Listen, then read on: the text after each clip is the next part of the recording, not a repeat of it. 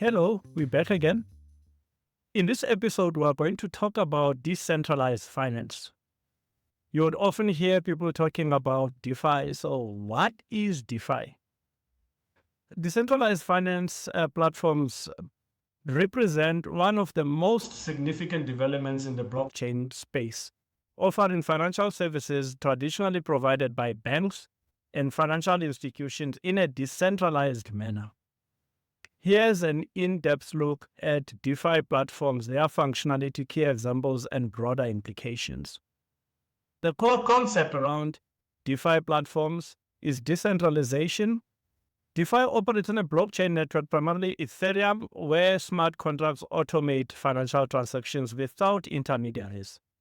Anyone with an internet connection can access DeFi services, often requiring just a wallet with cryptocurrency.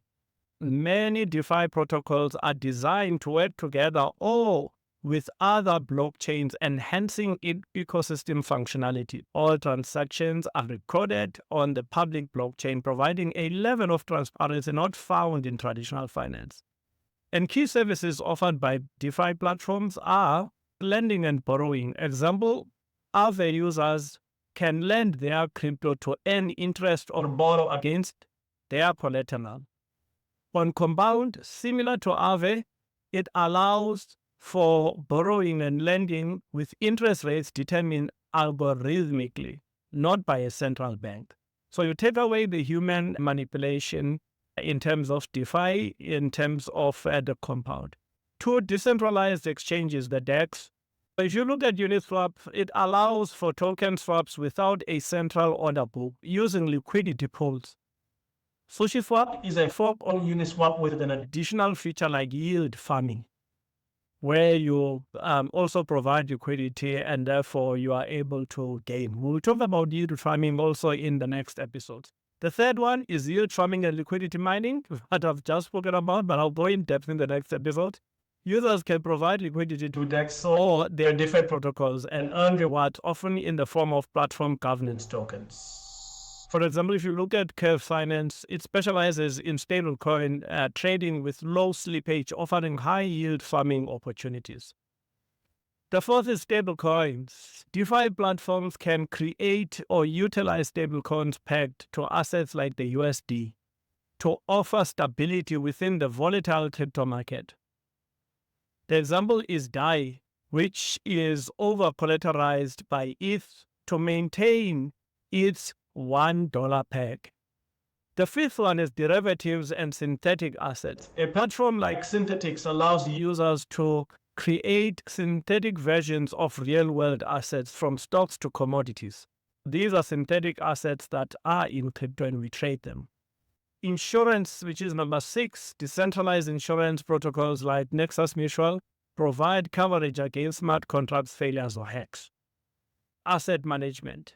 Yen.finance aggregates yield farming opportunities across different protocols to optimize returns for users. The challenges and criticisms of DeFi's. One is the security and risks. Smart contracts vulnerabilities can lead to significant losses as seen in various DeFi hacks. Secondly, regulatory uncertainty. The lack of clear regulations can pose risks to users and the platforms themselves. Third is scalability. Ethereum's network congestion and high gas fees can make DeFi usage expensive and slow. And we know now with the current upgrade, the gas fees are 30% down on Ethereum. User experience, the complexity of interacting with DeFi can deter mainstream adoption. And the last one is impermanent loss, which is liquidity providers and DEX can experience losses if the price of assets in pools changes significantly. What are the recent developments? If you look at Layer 2 solutions, Layer 2 solution has been put in place to address scalability for projects like Polygon or Matic and Optimism. Further framework for to operate more efficiently. So these are the frameworks of Layer 2 that are assisting with Layer 2 solutions. And cross-chain DeFi. We have platforms like Thorchain, which aims to facilitate swaps and liquidity across different blockchains, enhancing interoperability. Some DeFi projects are increasingly engaging with regulators to clarify their status and comply with emerging regulations. Volatility and innovation. DeFi has introduced new forms of financial products, driving innovation, but also volatility as new tokens are created or fade. Institutional interest. With the rise of DeFi, there's growing interest from traditional finance in exploring or investing in these technologies. DeFi offers a potential for higher yields compared to traditional finance, attracting both retail and institutional investors. Platforms that are in the forefront of a paradigm shift in finance, offering an alternative to the centralized financial system, representing numerous opportunities for democratization of finance. They also come with significant risks that need to be managed through technological advances, regulatory frameworks, and user education. As the ecosystem matures, DeFi's role in the broader financial landscape will likely become more defined, potentially reshaping how we think and interact with finance. In this adoption of crypto, expect DeFi to come more and more into full adoption because institutional investors are moving into the crypto space. Therefore, the instruments they offer in traditional financial markets cannot be offered in ecosystems. DeFi offers an opportunity to do financial intermediary products at rates far better than those in traditional finance.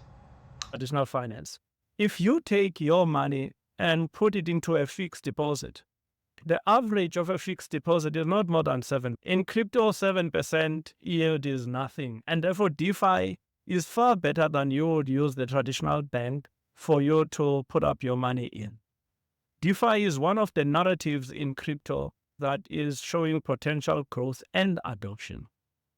You would notice that the DeFi that we've spoken about is on the Ethereum ecosystem because of the most development that has taken place in Ethereum. And therefore, if you see consolidation on Ethereum, expect then these ecosystems to also be the beneficiaries of those developments. But then also the other layers that are coming through that are part and parcel of the layer 2 to Ethereum's layer 2, providing scalability and interoperability, and many of these functionalities that are allowing the cross-chain interaction in crypto. Look at them, analyze them, and also see what opportunities are they providing in terms of new solutions, and therefore opportunities for investment into the future.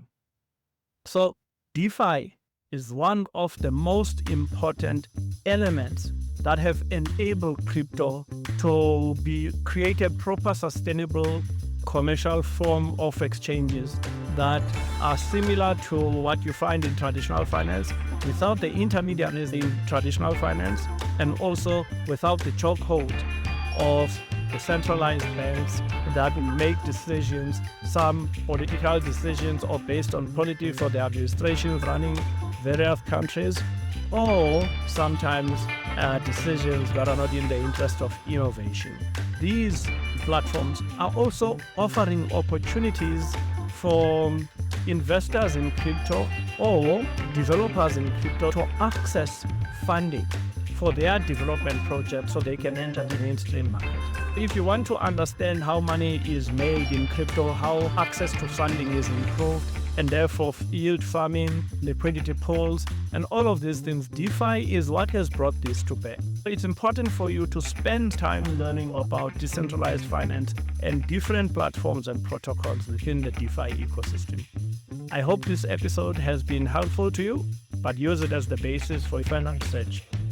Thank you to the community members who continue to subscribe to the channel and view our content. Please make comments and tick the bell notification so that you can be notified every time there is a new. To those viewers that are viewing our content, we would really love you to like and subscribe, as well as press the bell notification. Your comments are what keep us going, and thank you for the comments you keep on making, giving us insight into our community's needs and feedback. Thank you. May you have profitable trades. Bye.